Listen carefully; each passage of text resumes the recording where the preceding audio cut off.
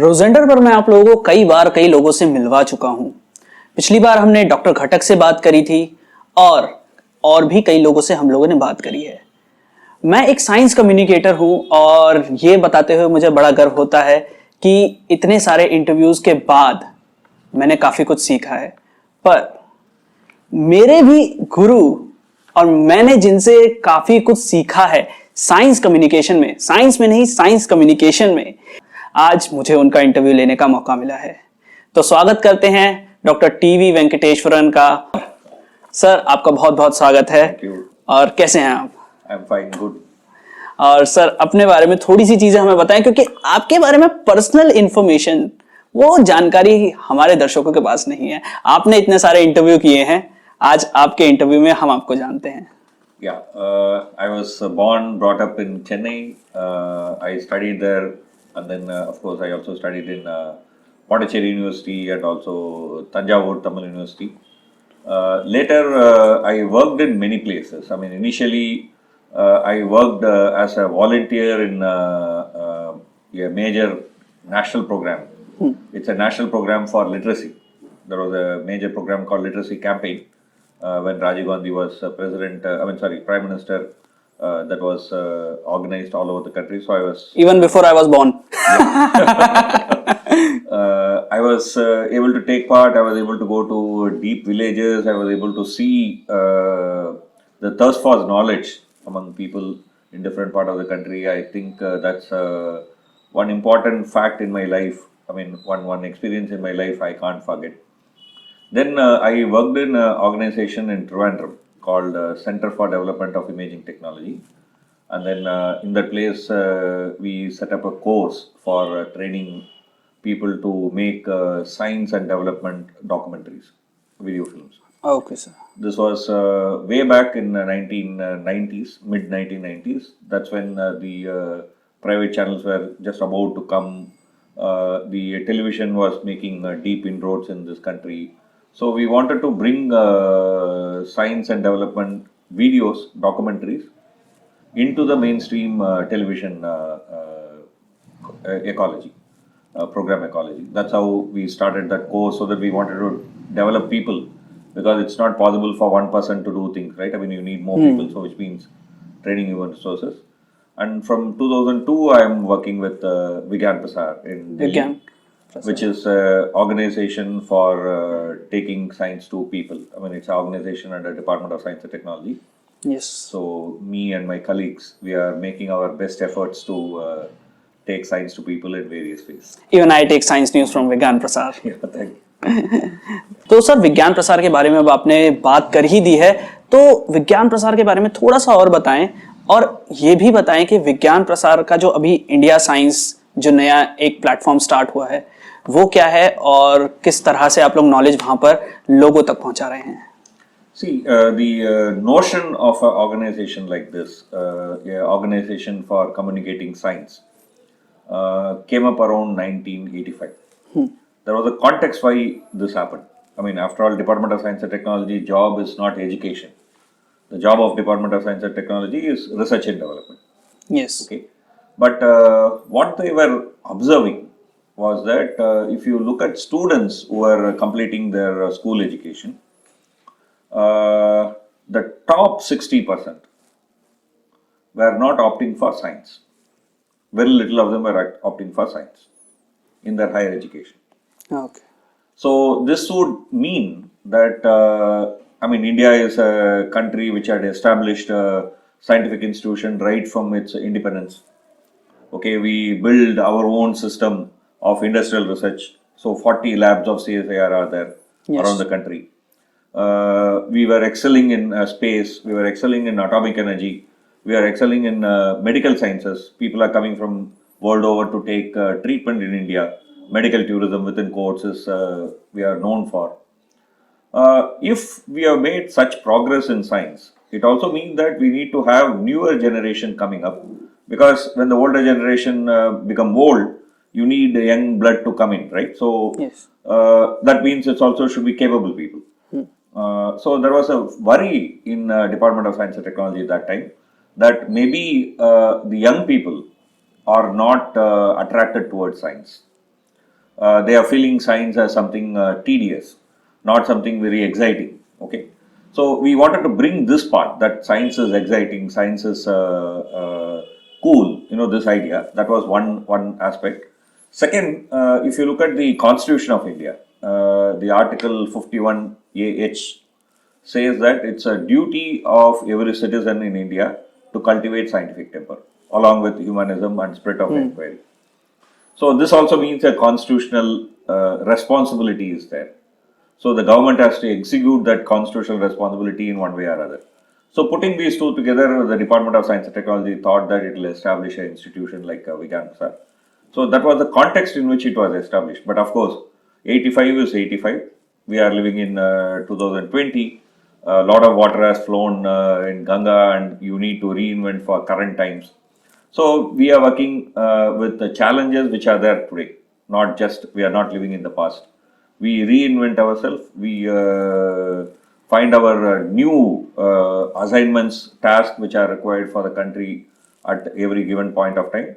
Almost every 10 years, Vigyan Prasar has reworked itself to face new challenges, new emerging tasks that are coming up. So, as you said, that Vigyan Prasar is doing this kind of work, and you explained how the things have changed. So, I would like to have your views on our education in science. Like, when a person chose science and a student is उसको interest है कि हम science पढ़ना चाहते हैं, तो science में जाता है वो फिजिक्स, केमिस्ट्री, मैथमेटिक्स, बायोलॉजी, उसके पास जो भी सब्जेक्ट्स हैं वो उसको पढ़ता है. तो आपके क्या व्यूज हैं कि क्या हम लोगों ने अब तक उसमें अच्छा चेंज किया है और क्या कुछ हमें चेंज करना अभी बाकी है? क्योंकि मेरे हिसाब से सर काफी सारे चेंजेस अभी बाकी हैं, और आपके हिसाब से क्या चेंजेस हो सकते हैं? So if I reflect back, I mean, my interaction with public on communicating science began when I was in college. That was beginning of 1980s. Okay. So if I look from 1980s to 2020, India has changed. If I look at 1980, what were the sources of information available for people? If I want to know something about science, what were the sources? Books. Maybe some magazines. Okay. So essentially it means it was not available for a large number of people.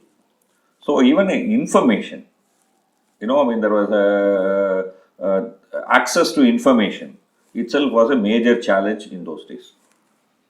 Even simple ideas of science were difficult in those times. So if you look at the science communication activities that took place in those times, they were suited to that era, that time people, that time needs. Today, internet is spread widely. People have mobiles on their hand. I mean, of course, even if it is not 100%, a large section of, even in India, the mobile penetration is very significant. I would say that information access is today the major problem. In fact, information overload is the today's problem. Okay. Yes. So there is a change. There is a big change from that time to today. So if you look from, if you say that have we achieved, I think we should always ask the question in context. So if we are talking about 1980s, we made a lot of effort, we did quite a lot of stuff, but that's inadequate because times have changed. So if I'm going to talk about today what are the issues? Okay.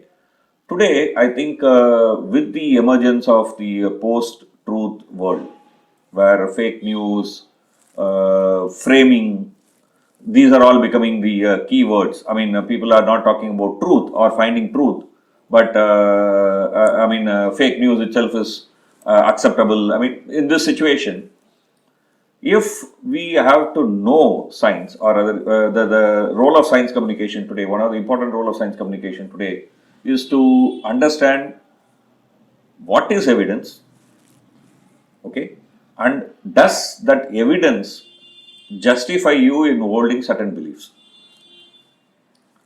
So what we would call as scientific method, okay. So the notion of scientific temper itself has changed from those times to today. So today, I think this core issue is, I think, a very important issue which is on the table. So if you look at science education, today how do we do science education? Science education is done in such a way that you remember lots of facts, some description. Yes, But sir. that's not the case. I mean, in many interviews, I have repeated this, but this time also, I'm going to repeat the same thing. I will ask you a question. Ready? Yes, sir. What is the shape of Earth? It's something like spherical, but Good, not fine, exactly. fine. That's not my question. How do you know that it is spherical? Look at outside the window. Does it look spherical? No, Then how do you know that it is spherical? I have read. Exactly the point. That's what I wanted to get. We have read it. My teacher told me.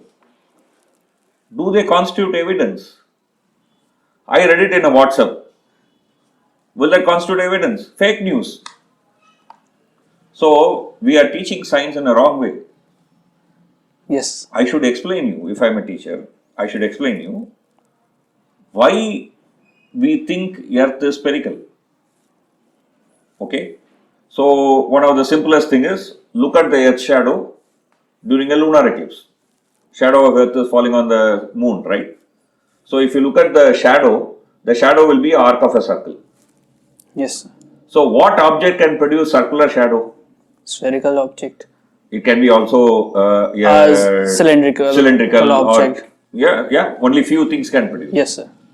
Now if I assume that Earth is cylindrical, if the alignment changes, that is, for example, if my head is the sun and you are the moon and the cylinder is like this, it can produce a circular shadow. But if the alignment is changed, the shadow will not be circular, right? Yes, sir. Okay, this is the Earth, right?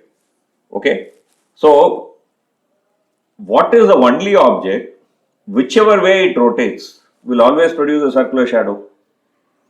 Sphere. So Earth has to be a sphere, because every lunar eclipse, whether it is happening at morning 6 o'clock, evening 6 o'clock, noon 12 o'clock, whatever time, you always see it as arc of a circle. Earth is constantly rotating, remember that. Ji. So if Earth is a cylinder, only at one time it can produce a circular shadow, rest of the time it should not be producing the circular shadow. But 2 hours, lunar eclipse is 2 hours long. All through the 2 hours, the shadow is circular. So only if the Earth is spherical, that can happen. This is what we need to teach as science. Not Earth is But spherical. there is a problem, sir. There is a problem. I should tell you that our teachers are not able to do that.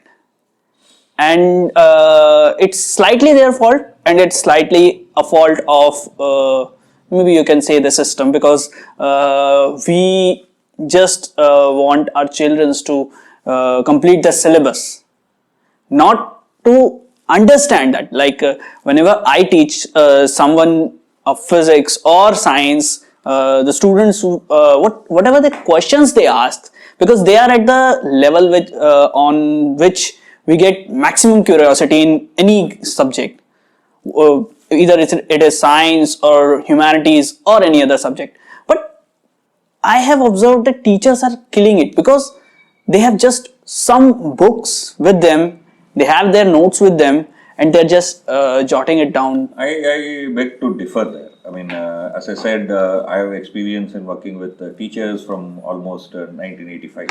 Yes, sir. Okay. I think teachers always respond positively when they are given a good option. If they are not knowing something, you cannot blame them. Yes. It is actually we who have to you have to bring to their notice different ways of doing things, right? So, actual problem, in my opinion, is in 2 places. Not in the, I won't put it in the door of teachers. Number one, middle class. The middle class which thinks that my kid should get 100 marks and enter into certain educational institution. Ji. You know, that kind of one craze. That's true. Where you are not looking at the knowledge or substance as the important stuff. So that is one problem. The second problem is our educational system. So I think we should not blame teachers, but also I have seen that things have changed. If you go back and look at the textbooks which were there in 1980s, compare with textbooks which are there, you would see sea change. Things have changed. Things have changed. So things can change. So we need to keep talking about it. We need to impress about it. We need to build opinion about it. Things will change. And for which science communication is must. Yes, exactly. Okay. Okay. So, sir, you have been hosting eureka on Rajya Sabha TV, और जैसा कि आपने मुझे बताया कि 2015 से आप कर रहे हैं, Yeah. तो आपने इतने सारे साइंटिस्ट का इंटरव्यू लिया है, इतने सारे लोगों से बातचीत करी है, तो आपको क्या लगता है जब भी आप कोई नया इंटरव्यू लेते हैं तो आपको कुछ नया सीखने को मिलता है, और क्या कुछ आपके एक्सपीरियंसेस रहते हैं उन इंटरव्यूज के बाद? See, I would have interacted close to about 300 scientists in this country. I mean, I would have done a little bit more than 250, 280 Eureka program. Each one of them is an interview with a scientist. Of course, few of them are not in India, but that doesn't matter, I mean, broadly. So, a little more than 250 I would have done in India. One thing that I have noticed, I can categorize the people who came to this interview into two big slots. There are exceptions. Let's leave the exception. Two big slots. One lot is people of my age or slightly older than me. That is people who are born in 1950s, 60s or early 70s. Okay, 60s, not even early 70s. So that's one group. People who are born in 1950s or 60s. The second group is largely people who are born in 1980s or 90s. The thing that I'm noticing is increasingly large section of scientists are coming from humble origins, from small places. They are not coming from Delhi, they are not coming from Chennai, they are not coming from Bombay. There are few, I'm not saying zero, but the huge numbers are coming from small places. Yes, I have. So, one observed thing that that I want to tell all the viewers, and even when we conduct our Eureka, that's one thing that we keep in our mind, is that there are a lot of people in small towns, small places, young people who are aspiring to do something. There is hope. Don't think that because you are doing in a small place, you are not studying in a swanky school, are not able to speak English in a particular way, that you are incapacitated. No, English is just a language, not knowledge. If you make effort, you can. I have seen it. Okay, in my interview, I have seen it. I mean, I can very clearly see these numbers increasing. People coming from distant places, remote places. You know, that's one thing that I'm noticing. Second thing that I am seeing is that India has scientific research, very interesting facilities. Okay, facilities which rival or I mean close to, let's say, developed world. Okay, a lot. And in fact, in many places when I go, I also find people from third world countries are coming to India to learn. So our institutions are actually, even if we are not aware of it, is doing what is called as science diplomacy. That is India's relationship with third world countries are also getting benefited by our research institute. Ji. That's something that people don't really see it. Okay, particularly African countries, South Asian countries, you know, people come there. I mean, they don't have facilities, so we are providing that kind of facilities for training. Our institutions are even getting admissions from those countries. Yes, exactly. So that's a second thing that I am seeing in many places. Third is cutting edge research is happening in many places. You know, research you might think may not be happening in India. And if you read only WhatsApp forwards, you will think that that's done only in NASA. Because everything comes in the name of NASA ने बोला. But it's not fact. Very interesting research, top class research is happening in Indian labs.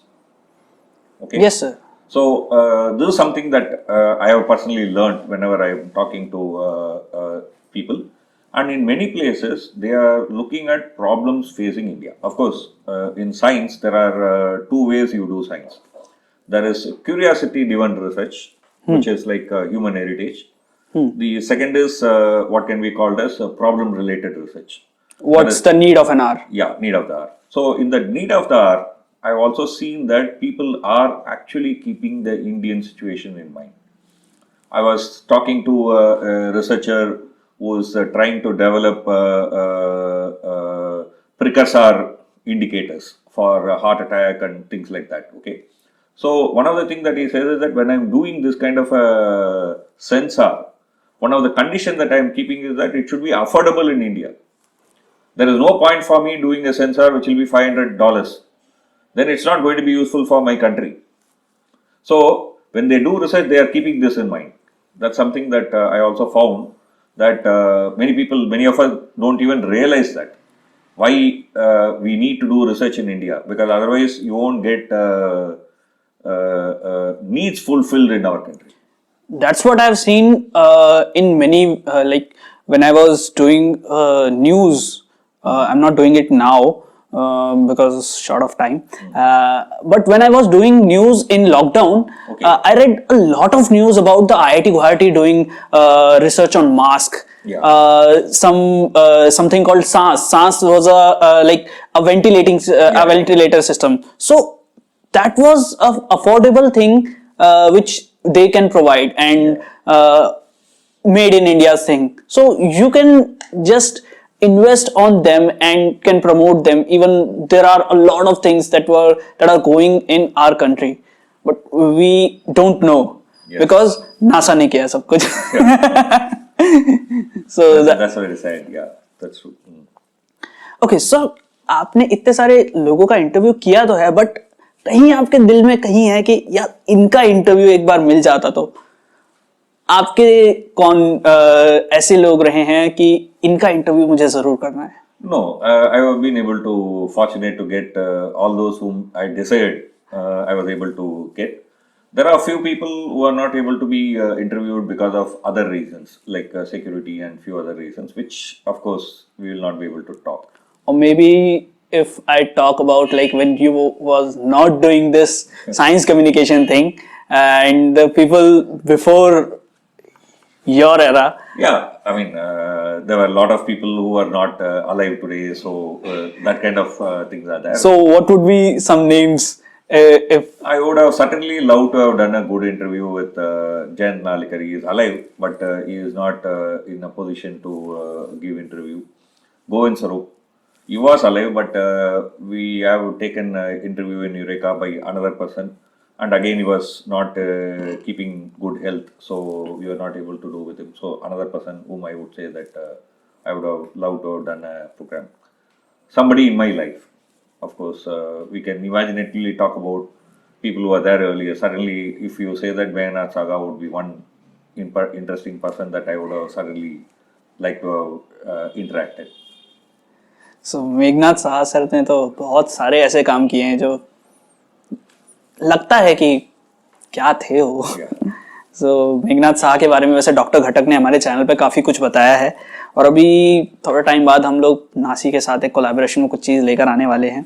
बढ़ते हैं अगले सवाल की तरफ. Sir, जो idea है किसी भी साइंटिस्ट का इंटरव्यू लेने का, किसी भी साइंटिस्ट से बात करने का, तो ये सवाल मैं जो पहले पूछ चुका हूं उसी का एक और मॉडिफाइड वर्जन कह सकता हूं मैं से, कि आपने सीखा तो, बट उससे आपने कभी ऐसा लगा कि इंप्लीमेंट करके अब यार रिसर्च पेपर लिख देना चाहिए अब मुझे, क्योंकि काफी सारी नॉलेज हो गई है तो अब इसको कंपैक्ट करते हैं. This whole thing, this whole idea of interviewing scientists in India and then limited to scientists in India, that's something that we kept in our mind right from the beginning, was somewhere around 2013. Okay, so this whole background came in because we thought that it is time now to showcase science happening in India. Not just as a propaganda or as a kind of a advertisement, but as projecting it to people, particularly young people, so that it can be a motivation, number one. Number two, by highlighting work happening in India, you are also talking about science as something that we are doing, not science as something Western, but science as something international, where the Indian labs, Indians are so deeply involved, as much as any other, people from any other nationality or ethnicity. This we wanted to bring in. So we had multiple ideas on this. I mean, multiple platform in which we wanted to do. So one of the program is Eureka, which is bilingual conversation with the Indian scientist. Okay, so that was how we started that. The second idea with same notion, that is showcasing science happening in India, was this India Science Fair, ji which is essentially to generate news based on research happening in Indian labs. So it is not about a person, but it's about a research. We found that one of the studies actually done from NISTADS showed that out of the science covered in Indian media, 72% of the origin of that science news is outside India. So which means that it's research happening in England, US, that's what we are covering. Of course, something like landing on moon is a human heritage, so wherever it is happening, you will cover. That's a different issue. Discovery of Higgs boson, of course, you will cover. That's a different issue. But not all of them are like that. Okay. So there are also equivalently good research happening in India, but not even covered in Indian media. One of the reasons is that media is not willing to spend money on Indian research, science. Indian science. I mean, foreign news, they are able to get it from syndication, so they don't have to spend too much. Okay, so the cost benefit analysis, current situation. So then we thought that why don't we start such a syndication? Okay, so we will compete with Reuters, we will compete with other news agencies in science, not in other area, in science. And we had successful. We were very successful. I mean, some time back we had assessment. We found that every week about 9 stories prepared by our media was carried somewhere in this country. So by different. Some people were benefiting from that. Yeah. Like me. That is additional. I'm saying our main was reaching out to print media. That was happening. It was also impacting the television media. So we were able to find that people are using this story to build television news. We were able to find that web portals and people who are using social media were using it profusely. So we were able to make a dent. So I certainly feel that there is a huge scope for talking about science happening in India. Not in the sense of chest thumping. Okay, we are doing it, not that kind of. Not that kind. But what is the research happening? What exactly it's. Yeah, what exactly they are doing? What have they found? I mean, it can be curiosity-driven research. It can be applied research. Doesn't matter. It has to cover wide range of area. What are these scientific institutions doing? That I think there is a huge scope, and I certainly feel that a lot of us have to come together and invest on it. And I'm very glad to say that when we started it, we were not the only people. There were also others who did similar work, which were also, I think, in my opinion, very good. Something that came to knowledge, I'm going to say. One is a group called Research Matters. They were doing a very good work on this kind of area, highlighting research happening in Indian labs. The other group is Life in Science. They focused on women, particularly, I mean, women scientists, their contribution. That was also a very good initiative, one way of focusing science happening in India, particularly about excluded communities and so on.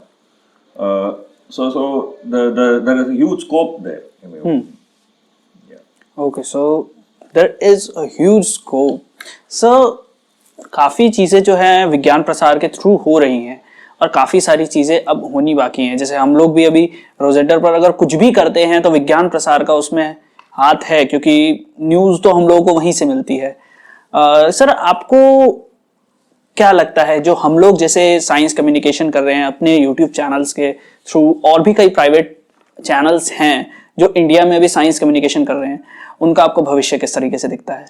I see a huge scope. I mean, I don't know about, let's say, Hindi or other languages. Mostly such effort are Indian languages based. Although some are English, unfortunately, I cannot speak Hindi, so not this fluently, so I am resorting to English here. But if I'm going to talk about, for example, my experience in Tamil, there are a number of YouTube channels in Tamil focused on science, scientific temper, and so on, and they are doing really well. Not really just well. I mean, they are doing excellent jobs. I mean, there is a huge purchase, and all of them are happening the outside government institutional framework. I mean, by individuals or small groups. No. I mean, looking at that real life example, I can see that there is a huge scope for that kind of initiative if you do it in your Indian language. Ji, If you that's very important. because the people who seek such information are from certain social backgrounds. Okay, from small places, small towns, maybe largely first generation learners, I mean, higher education learners. So they have, let's say, they want to do things. I mean, they have that kind of passion. I mean, if you look at the run of mill people from big cities, they want to sell soap, right? I mean, the passion is not to become a scientist or something. Okay, when they are very small kid, maybe they will, but when they get into higher classes or college, I mean, MBA, sales. I mean, I'm not saying they're all wrong. That what becomes passion in big cities, right? So still, people with interest in science, knowledge, there is a huge population, but that's in a different place. So Indian language is, I think, very important. Ji